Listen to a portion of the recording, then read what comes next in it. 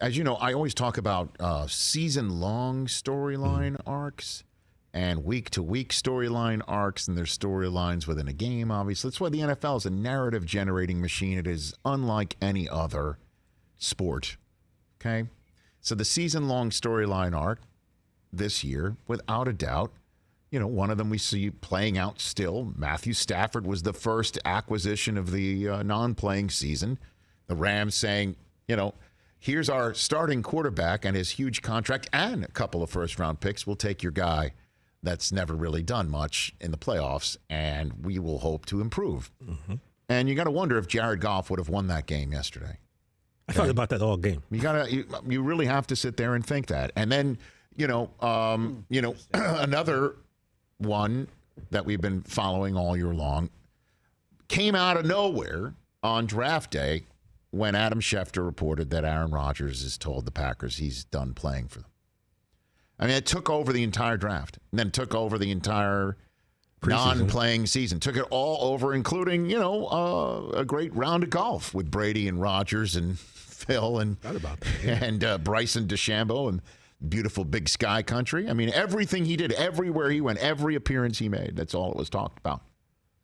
And the fact that he did come back and that he did play, and he did play at a Hall of Fame status and MVP status, and wound up winning as many regular season games as he did the 2 previous years and getting the 1 seed back again, and then not even advancing as far as last year, is a shocker. Unless you sit there and think, well, Aaron Rodgers is 7-9 in the playoffs after winning the Super Bowl. And that, he's a quarterback of note during the regular season, and then in the postseason, pedestrian. Numbers support that. The eye test doesn't. It doesn't. But just weird things seem to keep happening to the Green Bay Packers in the playoffs. And now I cannot believe I'm sitting here saying that Rodgers got one and done by a team that didn't even put an offensive touchdown on the board. And he's got to sit there and think, what next? They're over the cap, insanely over the cap. Will they be able to keep him? Would he want to stay? And the whole conversation all year long was, this is the best place for him to win. Where else is he going to go where he's got a better chance to win? And then they have that better chance to win, and it's time to cash it in, and they don't even get more than 1 touchdown. And the setup is there. It's your cathedral. It's your fans that are chanting MVP for you. It's your building. It's the weather that we all come to know and love there. And they lost. He missed some throws. He didn't play well. The special teams let him down. And the one thing he's also going to have to sit here too, and this is part of his season as well, there was a large part of his fan base, maybe not the full part of it, but enough of one, whose fandom he had in his back pocket forevermore. And he took it out and he incinerated it. Incinerated it.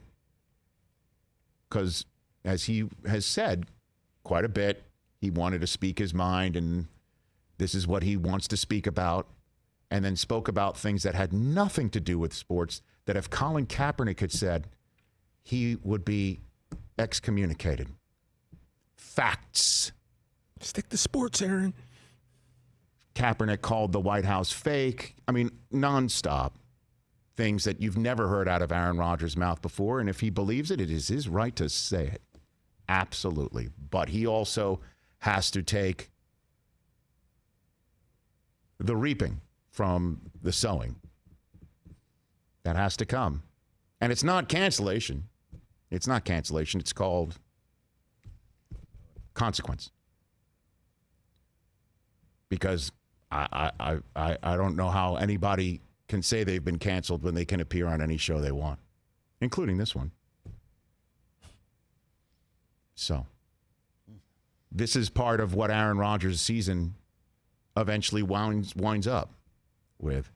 Part of his fan base that just can't believe what they saw on the field, and part of his fan base that can't believe what was coming out of his mouth off the field.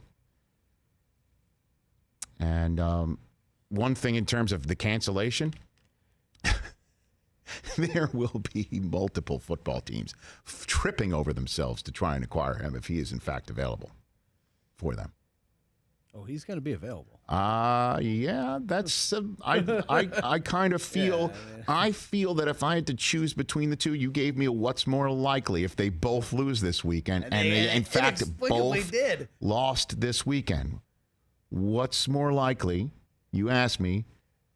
If both Rodgers and Brady lose, who's more likely to return to their team? And I said Brady. And they both lost, and both said they're going to take some time. Both said they want to take some time and think about it. Totally understandable. And I thought Rodgers handled those questions with aplomb, as he frequently does. Thoughtful and saying, I'm going to think about it. This is first blush. Kind of surprised about it, kind of shocked. Took some responsibility for it himself, even though the special teams were a complete unmitigated disaster. But, I got that sense that Rodgers is done in Green Bay. And interestingly enough, as the 1 seed in a divisional round of a snowy, cold night in Lambeau Field, just like Favre. Unbelievable how their careers have played out. Similar fashion, including only one Super Bowl win for each. Yep. How does that happen? The most successful handoff in the history of NFL quarterbacking from goat to goat. Only one Super Bowl for both. Hey, you watched all the way to the end. Thanks for that. Watch more right here.